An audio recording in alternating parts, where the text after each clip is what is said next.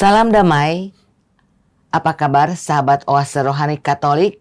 Semoga Anda semua dalam keadaan sehat serta bersemangat di hari ini, serta penuh kasih sukacita Tuhan. Berbahagia sekali karena hari ini kita semua ditemani oleh Romo Yohanes Purnomo SX dan saya Benarit Marita akan menemani Romo Pur dan Anda semua sampai di penghujung acara nanti. Sebelumnya, marilah kita menyapa Romo Pur yang sudah berada di studio untuk Anda hari ini. Salam damai, Romo. Salam damai, Bu. Salam damai juga, sahabat Oase Rohani Katolik, dimanapun Anda berada. Salam damai, salam sejahtera, sehat selalu, dan bahagia. Puji Tuhan, Romo. Baiklah, sahabat Oase Rohani Katolik, marilah kita awali jumpa kita dengan sebuah doa yang dipimpin oleh Romo Pur. Mari kita berdoa dalam nama Bapa dan Putra dan Roh Kudus. Amin.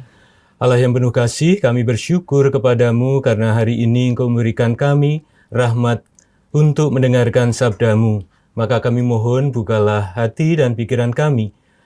Curahkanlah Roh Kudus-Mu ke dalam hati kami, sehingga kami mampu untuk mendengarkan sabdamu, dan terlebih mampu untuk merenungkannya, melaksanakannya di dalam kehidupan kami sehari-hari, sehingga kami bisa masuk ke dalam keluarga-Mu, yakni keluarga kudus dan keluarga kasih. Demi Kristus Tuhan dan pengantara kami. Amin. Dalam nama Bapa dan Putra dan Roh Kudus. Amin. Sahabat Oase Rohani Katolik, antifon pembuka kita untuk hari ini adalah, Aku bersukacita ketika orang berkata kepadaku, mari kita pergi ke rumah Tuhan. Sekarang kakiku berdiri di pintu gerbangmu, hai Yerusalem. Bacaan hari ini diambil dari kitab Amsal. Hati raja laksana batang air di tangan Tuhan, yang Dia alirkan kemana saja Ia kehendaki. Setiap jalan orang adalah lurus menurut pandangannya sendiri, tetapi Tuhanlah yang menguji hati. Melakukan kebenaran dan keadilan lebih berkenan di hati Tuhan daripada kurban. Mata yang congkak dan hati yang sombong, yang menjadi pelita orang jahat, adalah dosa. Rancangan orang rajin semata-mata mendatangkan kelimpahan. Tetapi setiap orang yang tergesa-gesa hanya mengalami kekurangan. Memperoleh harta benda dengan lidah dusta adalah kesia-siaan yang lenyap dari orang yang mencari maut. Hati orang fasik mengingini kejahatan dan tidak menaruh belas kasih kepada sesamanya. Jikalau si pencemooh dihukum, orang yang tak berpengalaman menjadi bijak. Dan jikalau orang bijak diberi mengawasi rumah orang fasik dan menjerumuskan orang fasik ke dalam kecelakaan. Siapa yang menutup telinga bagi jeritan orang lemah tidak akan menerima jawaban kalau ia sendiri berseru-seru. Demikianlah sabda Tuhan. Syukur kepada Allah. Sahabat Oase Rohani Katolik, marilah kita tanggapi sabda Tuhan dengan mazmur tanggapan. Bimbinglah hidupku ya Tuhan, menurut petunjuk perintah-Mu. Bimbinglah hidupku ya Tuhan, menurut petunjuk perintah-Mu. Berbahagialah orang yang hidupnya tidak bercela, yang hidup menurut Taurat Tuhan. Bimbinglah hidupku ya Tuhan, menurut petunjuk perintah-Mu. Buatlah aku mengerti petunjuk titah-titah-Mu, supaya aku merenungkan perbuatan-perbuatan-Mu yang ajaib. Bimbinglah hidupku ya Tuhan, menurut petunjuk perintah-Mu. Aku telah memilih jalan kebenaran dan menempatkan hukum-hukum-Mu di hadapanku. Bimbinglah hidupku ya Tuhan, menurut petunjuk perintah-Mu. Buatlah aku mengerti maka aku akan memegang hukum-Mu. Dengan segenap hati, aku hendak memeliharanya. Bimbinglah hidupku ya Tuhan menurut petunjuk perintah-Mu. Biarlah aku hidup menurut petunjuk perintah-perintah-Mu, sebab aku menyukainya. Bimbinglah hidupku ya Tuhan menurut petunjuk perintah-Mu. Aku hendak berpegang pada Taurat-Mu senantiasa untuk seterusnya dan selamanya. Bimbinglah hidupku ya Tuhan menurut petunjuk perintah-Mu. Sahabat Oase Rohani Katolik, sekarang marilah kita simak bersama Injil Suci menurut Lukas bab 8 ayat 19 sampai 21 yang akan disampaikan oleh Romo Pur untuk kita semua. Haleluya, haleluya, haleluya. Haleluya, haleluya, haleluya. Berbahagialah orang yang mendengarkan sabda Tuhan dan melakukannya.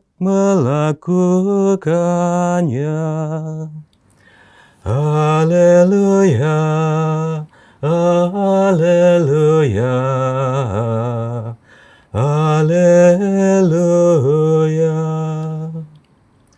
Tuhan bersamamu. Dan bersama rohmu, Inilah Injil suci menurut Lukas. dimuliakanlah Tuhan.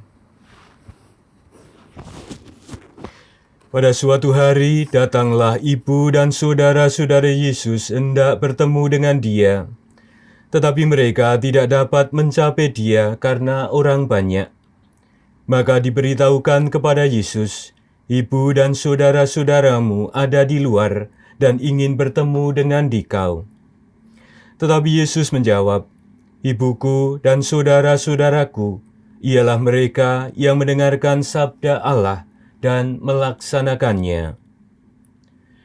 Demikianlah sabda Tuhan. Terpujilah Kristus. Sahabat Oase Rohani Katolik, setelah kita menyimak firman-firman Tuhan pada hari ini, marilah kita simak bersama permenungan yang akan disampaikan oleh Romo Pur untuk kita semua. Silahkan Romo. Baik, Bapak Ibu, saudara-saudari yang terkasih, para pemirsa dan pendengar Oase Rohani Katolik, bacaan-bacaan hari ini mengajak kita yang pertama-tama untuk kembali membuka hati kita. Bacaan pertama sangat jelas sekali dari kitab Amsal. Dikatakan bahwa ini adalah Amsal-Amsal Salomo, yakni kebijaksanaan yang diatributkan kepada Raja Salomo. Yang kita tahu sendiri bahwa Raja Salomo ketika dia diangkat untuk menjadi raja, hanya satu permintaannya kepada Allah, agar dia diberi kebijaksanaan, sehingga dia dapat mengajar, membimbing, mendampingi umat Israel yang dipercayakan kepadanya. Tetapi Allah memberikan tidak hanya kebijaksanaan kepadanya, tetapi juga segala sesuatu yang dia butuhkan, kemakmuran, kejayaan, dan sebagainya. Maka bagian dari ini kita diajak untuk kembali merenungkannya. Bahwa yang pertama, hati raja laksana batang air di tangan Tuhan. Itu kunci yang pertama. Ya. Karena apa? Karena Raja Salomo sendiri menyadari bahwa hanya dari Tuhanlah kekuatan, hanya dari Tuhanlah kebijaksanaan.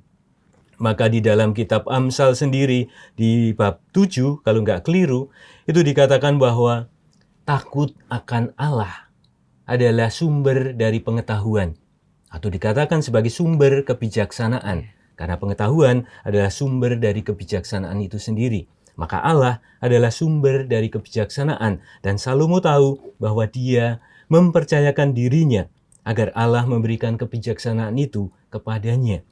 Maka bagian pertama ini mengajak kita untuk kembali membuka hati dan pikiran kita, sehingga kebijaksanaan Allah kembali merasuk ke dalam diri kita. Itu yang pertama, dikatakan bahwa hati raja laksana batang air di tangan Tuhan.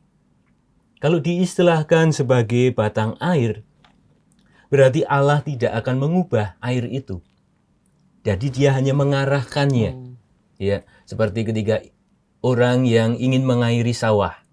Mereka tidak merubah air itu, tetapi mereka hanya membuka pintu-pintu airnya, sehingga air itu mengalir ke bagian mana diperlukan oleh air itu.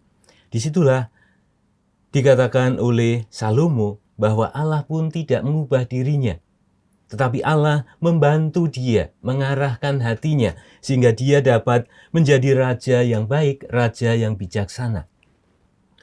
Kalau kita terus telusuri bagian-bagiannya, ayat 1, ayat 2, dan seterusnya, itu menjadi petunjuk harian kita sebenarnya, Bu. Ya. Karena itu sudah jelas sekali, sebenarnya tidak perlu dijelaskan lagi.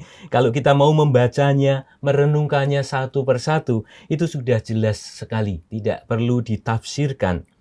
Tetapi kerap kali kita tahu bahwa kita manusia memiliki begitu banyak rintangan.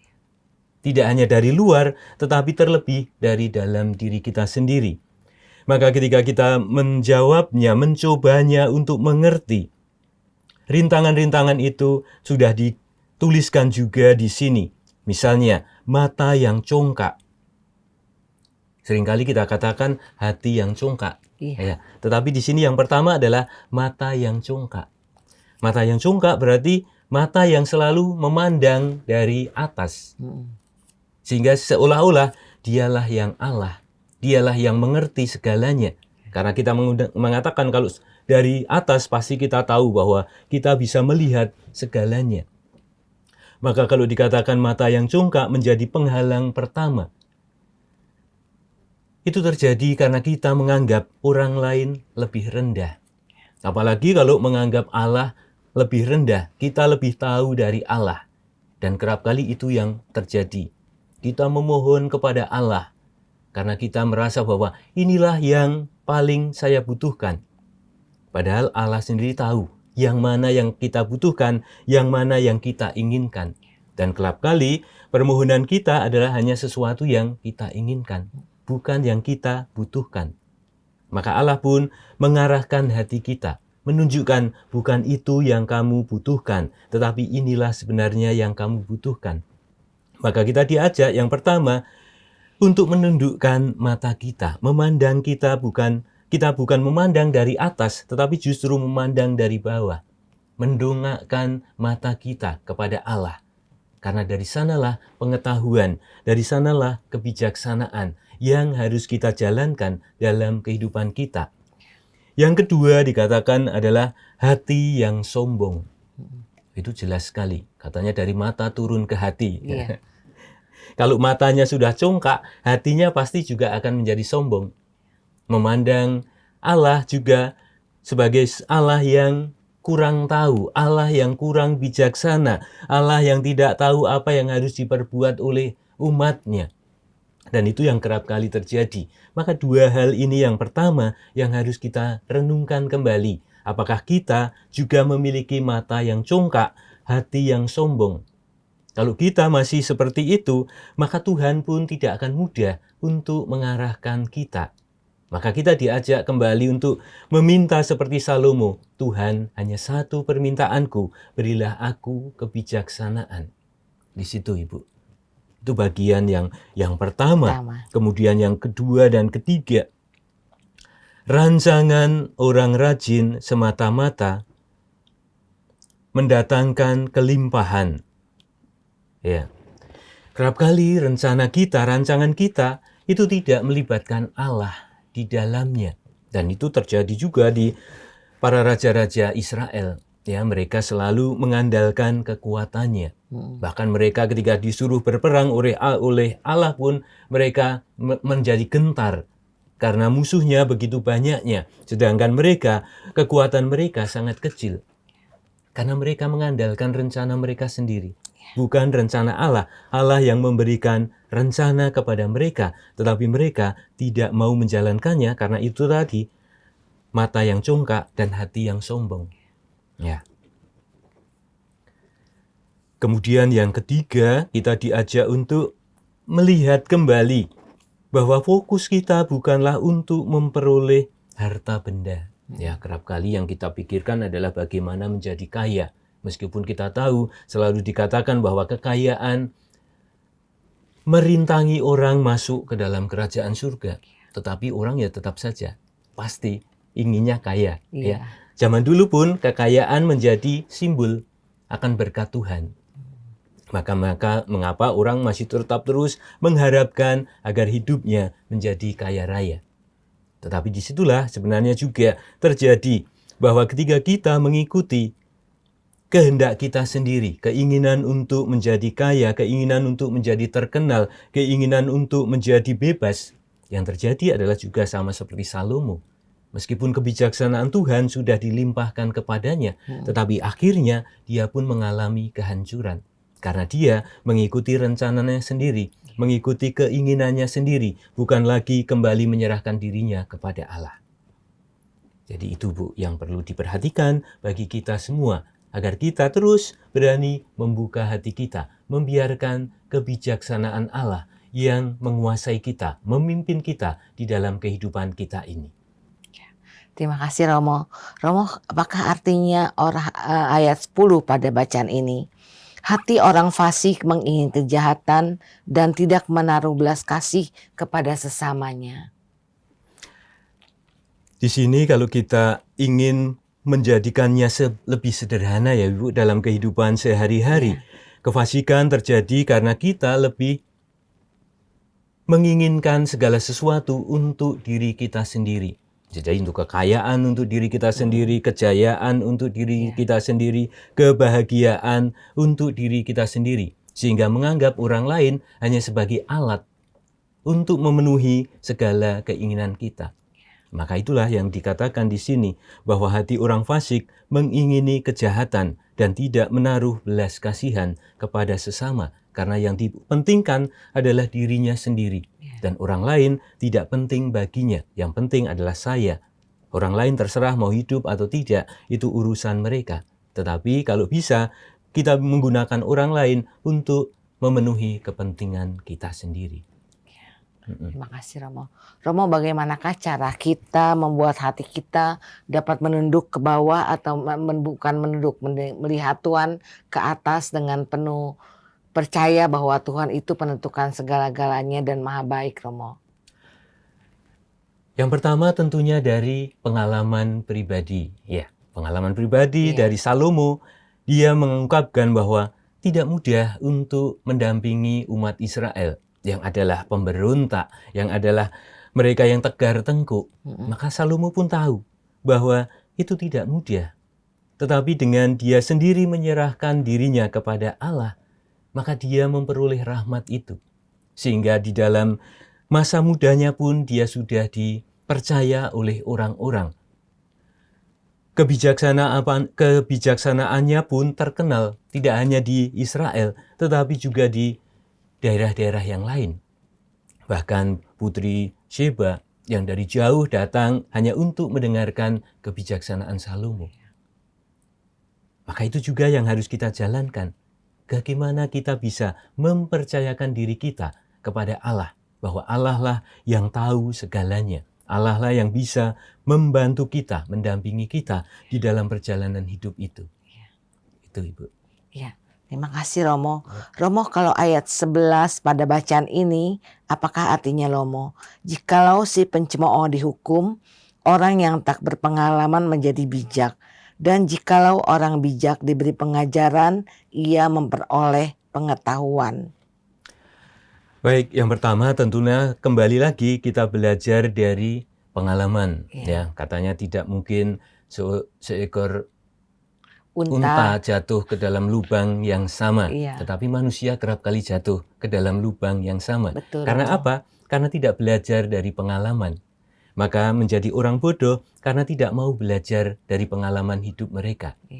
Disitulah kita diajak, setiap kali Tuhan memberikan peringatan kepada kita, kita anggap sebagai hukuman.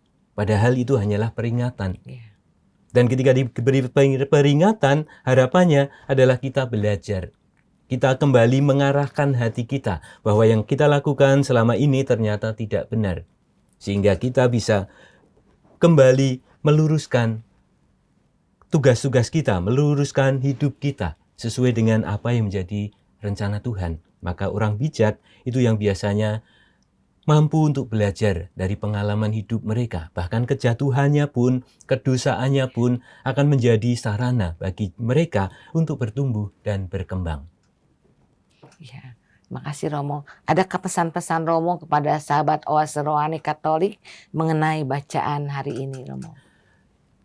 Yang pertama tentunya kita diajak untuk melihat, merasakan kehadiran Tuhan yang terus mendampingi kita, membimbing kita, memberikan petunjuk-petunjuk kepada kita. Yang kedua, tentunya kita diajak untuk menjalankan petunjuk itu. Karena kerap kali kita menjadi takut, kerap kali kita menjadi khawatir, kerap kali kita tidak mampu untuk menjalankan karena kita tidak mempercayakan diri kita sepenuhnya kepada Allah.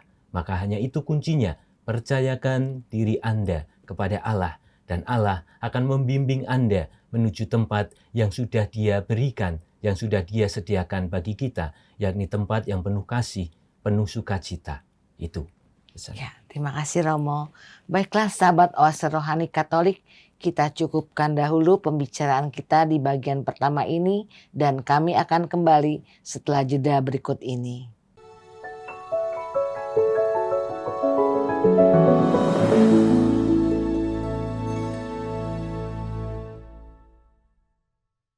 Sahabat Oase Rohani Katolik, kita masih menyimak siaran Oase Rohani Katolik di hari ini.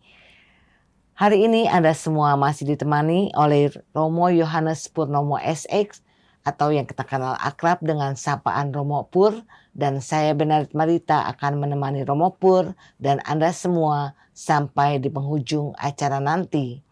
Bila Anda mempunyai pertanyaan, saran atau usul, silakan Anda kirim ke alamat email kami orkkaj2021@gmail.com. Atau Anda dapat kirim WA ke nomor 0881 0251 334438. Baiklah sahabat Oase Rohani Katolik, mari kita memasuki bagian kedua ini dengan menyimak permenungan yang disampaikan oleh Romo Pur untuk kita semua. Silakan Romo. Baik, terima kasih Ibu, sahabat rohani Katolik. Bacaan Injil hari ini juga sebenarnya tidak perlu dijelaskan karena kita sudah tahu apa yang menjadi maksud dari Yesus. Siapakah ibuku, siapakah saudara-saudariku? Dialah yang menjalankan kehendak Allah.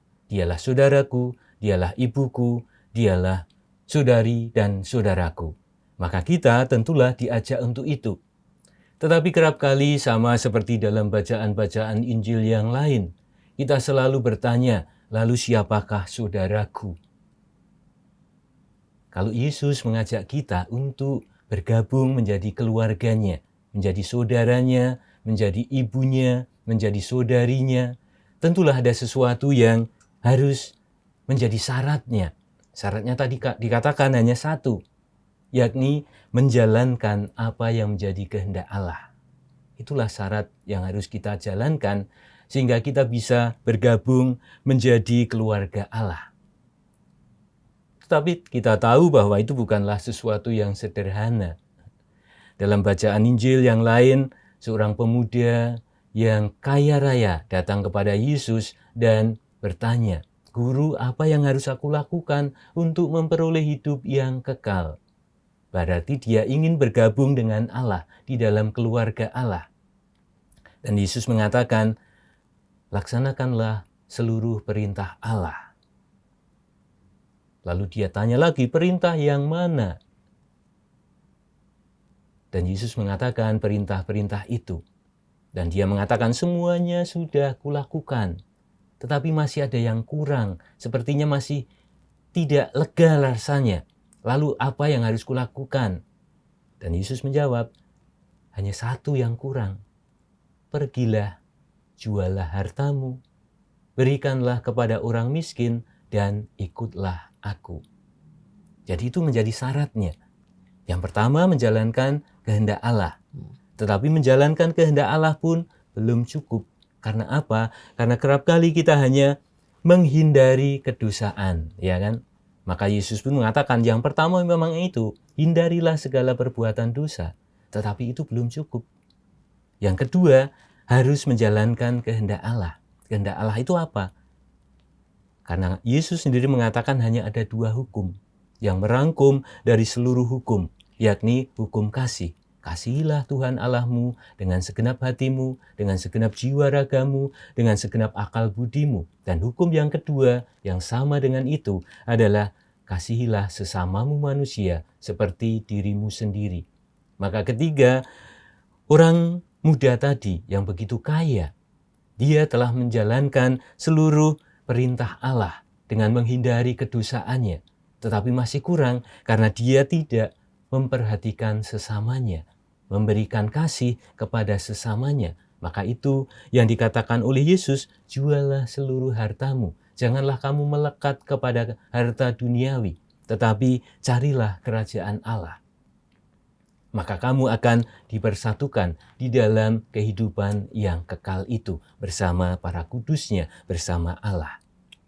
Itu yang perlu dilakukan untuk bergabung di dalam keluarga Allah. Tetapi tentulah juga masih banyak hal yang tidak mungkin dan susah untuk dijalankan. Kita masih bertanya terus, lalu apa yang harus kami lakukan? Konkretnya seperti apa? Karena dikatakan untuk menjual harta, tentulah di dunia ini susah dilakukan, ya kan Bu? Betul. Masih betul, di dunia pasti kita masih membutuhkan harta. Nah, tetapi masih ada hal yang mudah untuk dijalankan. Kalau kita mau membaca Injil Matius bab 25 tentang penghakiman terakhir, jelas sekali bahwa bukan tentang harta yang dikatakan oleh Yesus untuk bisa masuk ke dalam kerajaan Allah. Dia dikatakan hanya, kalau kamu mau masuk ke dalam kerajaan Allah, jalankanlah hal-hal yang sederhana. Ketika aku lapar, kamu memberi aku makan. Ketika aku haus, kamu memberi aku minum. Ketika aku sakit, kamu melawat aku. Ketika aku dalam penjara, kamu mengunjungi aku.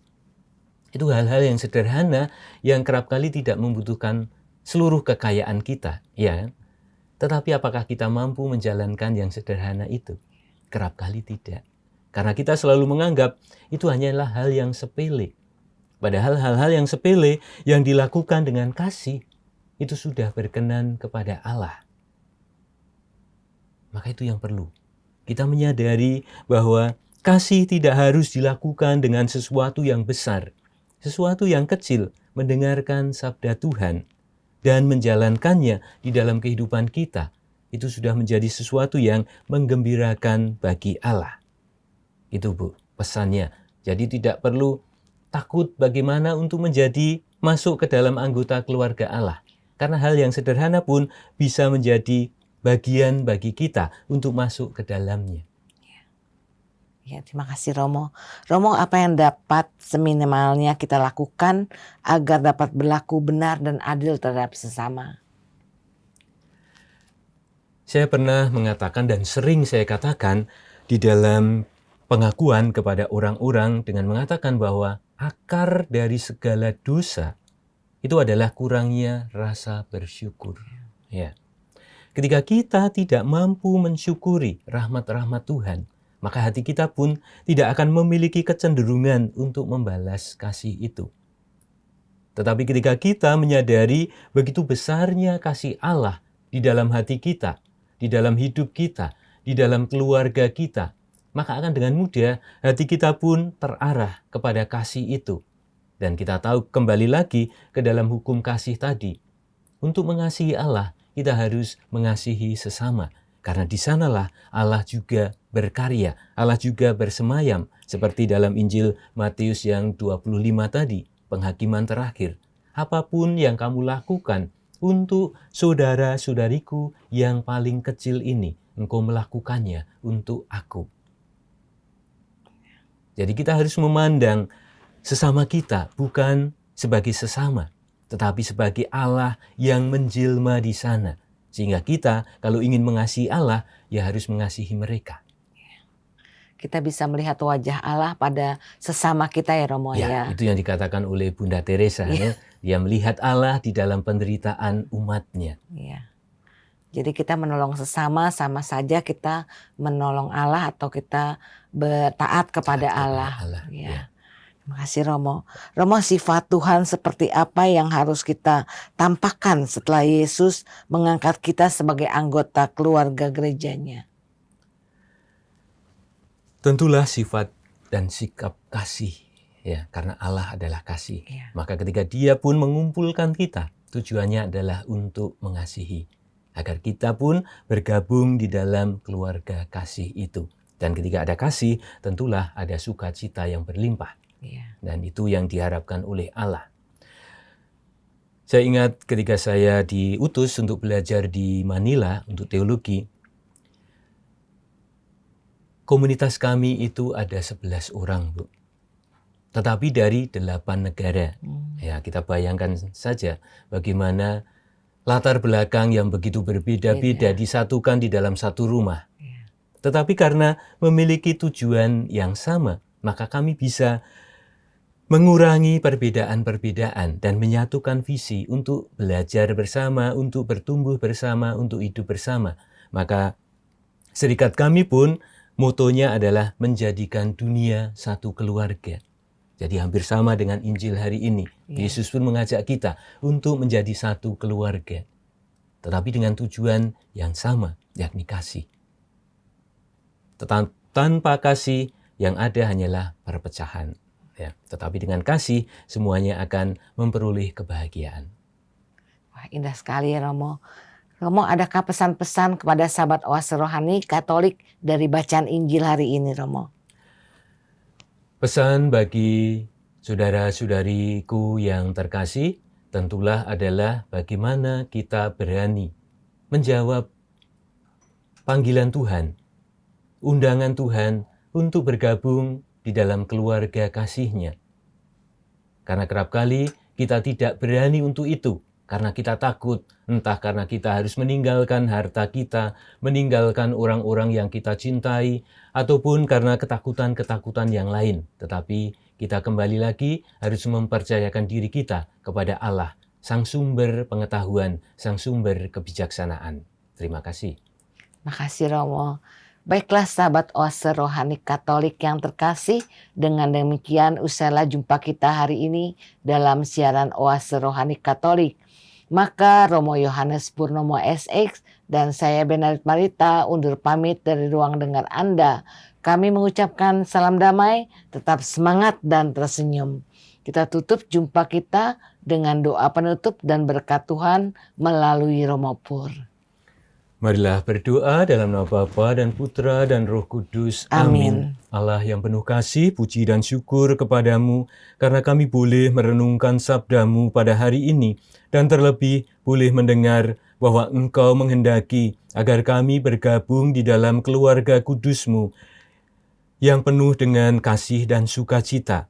Maka bukalah hati kami untuk mampu menanggapi undangan itu, sehingga kami sungguh-sungguh merelakan diri kami dibimbing dengan kebijaksanaan-Mu dan menjadi satu keluarga dengan Engkau bersama para kudus-Mu, sehingga kami dapat merasakan kebahagiaan yang sejati yang selalu kami nanti-nantikan.